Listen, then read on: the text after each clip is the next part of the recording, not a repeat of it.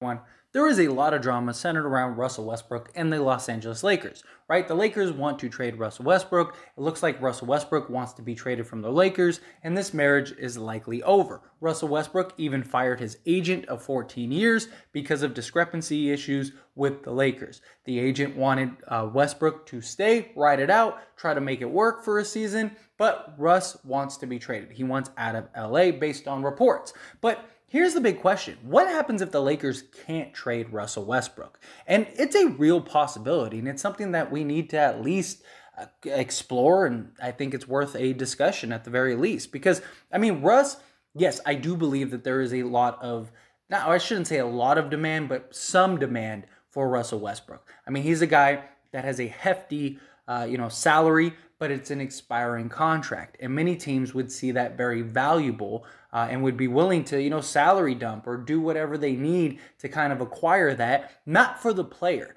That's something that I want people to understand, because whenever I talk about Russell Westbrook, people are always like, nobody wants Westbrook. Westbrook is washed, whatever. However you feel about Russell Westbrook, it's not the player that teams find attractive. It's the contract that teams find attractive and would be willing to trade things to get that contract in order to clear the books. I mean, if you could have a reset button, if you're a team that has some bad contracts or a team that just is in the process of a rebuild, San Antonio Spurs, the Indiana Pacers, things like that. Like, if you could hit the reset button, Russ is the best reset button there is because his contract is so hefty. And look at a lot of the trades this season, like the Rudy Gobert trade, things like that. They were all to clear cap space and accumulate assets. And that's very likely what any team that's trading for Russell Westbrook is going to do. They're going to take his contract to clear cap space, and they're going to get a draft pick or, a couple things in exchange for that deal. So it does make all the sense in the world. Now, when it comes to the Westbrook trade, the first one that stands out is the Kyrie Irving, right? Many believe, myself included, that this is a matter of when, not if. And I really still believe that. But there's always the possibility of the Nets just saying, we're not going to trade Kevin Durant. We got Kyrie for a year. Yeah, like, we would like to get something for him, but maybe we can kind of ride it out. And if we can win a championship, because we have Kyrie, Kevin Durant, and Ben Simmons, plus everything else, TJ Warren, you have Patty Mills, you have Seth Curry, you have Joe Harris, you have, Nick Claxton. You have this team that you could put around Kyrie and KD. KD, maybe he can get Kyrie to kind of buy in just for a year. And if Kyrie doesn't just try to implode the team and force his way even further to the Lakers, well then, you can ride it out for a year, and then there's no reason to trade for Westbrook. And from the Lakers standpoint, it's like, okay, well, I guess we'll keep Russ at this point. And if the Kyrie deal falls through, of course, there's other deals that could potentially be out there. Another one that comes to mind immediately is the Buddy Hield and Miles Turner trade, right? That was a deal that has been rumored and linked to the Lakers and keeps popping up. And here's the thing. Usually when a trade doesn't have legs and it's just some random rumor or something that's thrown out there, it usually comes, it goes, and it never comes back. Yet, it seems like every week we get a new, Miles Turner, Buddy Hield to the Lakers report or something along those lines. Now, here's the thing though. Again, things have changed. It made a lot of sense for the Lakers to acquire Miles Turner and Buddy Hield, and it made a lot of sense for the Indiana Pacers to do this deal if they were going to get DeAndre Ayton. Now that they don't have DeAndre Ayton and the Phoenix Suns matched, how do they would need a center, right? So how do you end up getting Miles Turner? And would Indiana even want to trade Miles Turner at that point? Wouldn't it be in their best interest to keep him at least for the year? Try to work it out, maybe trade him at the trade deadline, something along those lines. Now, I think Buddy Hield is easily available at, for a reasonable price, hopefully. But you can't trade Russ for that because the salaries have to match. So it just, again, it becomes a struggle. So if you don't have the Kyrie deal and you don't have this deal, what other deal is out there? Maybe the Hornets deal.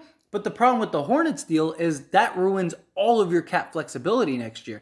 And that's what the Lakers are so desperately trying to maintain, is their cap flexibility. The Lakers are going to have 80 to 100 million in cap space next year. Why would they want to go and get, say, a Gordon Hayward and Terry Rozier? One, it doesn't make them a contender. And two, even if it did, like, you know, or even if it brought you close, like let's say it was at least worth the conversation, well, now you're stuck with that team for 4 years. What if LeBron leaves? Now you're talking a Luol Deng situation all over again. And Kyrie Irving said that he, if he doesn't get traded, will just sign with the Lakers in the next offseason. So you want to preserve that cap space so you can sign Kyrie Irving, and then hopefully that's enough to keep LeBron there, and now you're a contender next season. Like, that's kind of what the Lakers need to do and keep in place. But if you can't do the Buddy Hield and, you know, Miles Turner trade, and you can't do the Kyrie Irving trade, what's left other than just keeping Russell Westbrook? I mean, if one of these two trades could go through, then great. You know, if you could do that, you know, perfect. Get it done. Make it happen.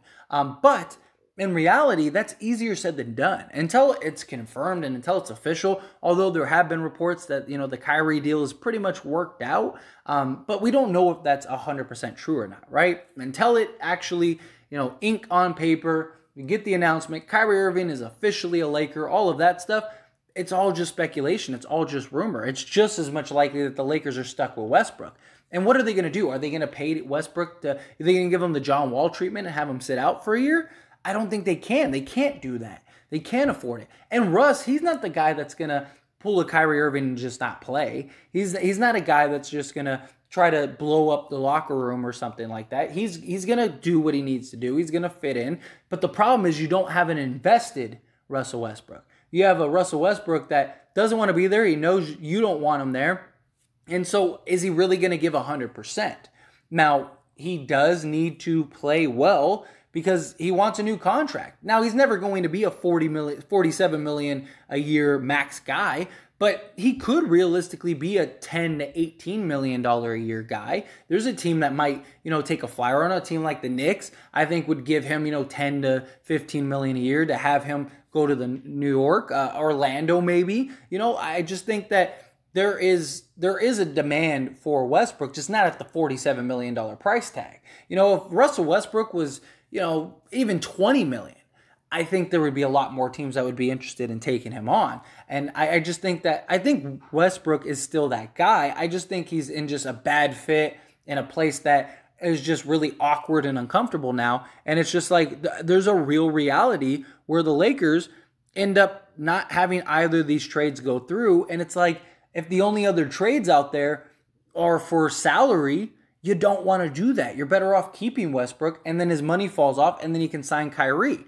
I just think it's a weird position for them to be in. The Lakers are in a very touchy position to be in, and you kind of need to hope that the Kyrie trade works out. Now, maybe a team like the Spurs, right? They've been thrown out there that they want a first-round pick for Westbrook, so you could maybe do that. But then, like, if they take on the salary, you get a trade exception. Like, what are you going to do with that trade exception? Yeah, you could use that trade exception to get multiple guys, but again, you need the cap flexibility. So it's like, yeah, that trade exception is great, but if there's no deals that are really worth it, yeah, maybe you hold on to it. Maybe at the trade deadline something happens. Maybe at the trade deadline, Kyrie's caused enough just chaos and mayhem with the Nets. The Nets are like, fine, we'll take the trade exception, throw in a first, we'll take them. I mean, that's always a possibility, but then you're still kind of riding it with Russ for half the season. It's a weird spot to be in if you're the Lakers and even Russell Westbrook. But anyway, as always, this is a discussion, so I want to hear from you. Let me know your thoughts and opinions down in the comment section below. What do you think about the Lakers potentially having to keep Russell Westbrook? I don't think they want to. I don't think Russ wants to be there. I don't think that, I think if the Lakers can find a good deal for Russ, I think he's gone. The problem is that out there? I mean, it's starting to really dry up fast. There were a lot more options. There was a lot more destinations that Russ could have went to. I mean, even OKC at one point had enough salary to just absorb him outright. You throw a first, you could have taken it. But now it's getting more and more dry. So it's like, the possibility of the Lakers being stuck with Russell Westbrook is just getting more and more likely. What would you think about that? Let me know down in the comment section below. That being said, hit that like button. Helps me out a lot. Lets me know you enjoy these types of videos, and I truly appreciate it. If you're not subscribed to the channel, hit that subscribe button, followed by the bell notification. Stay up to date with all things sports. Join this wonderful community and all of our discussions. I'll see you all in the next one. Thank you.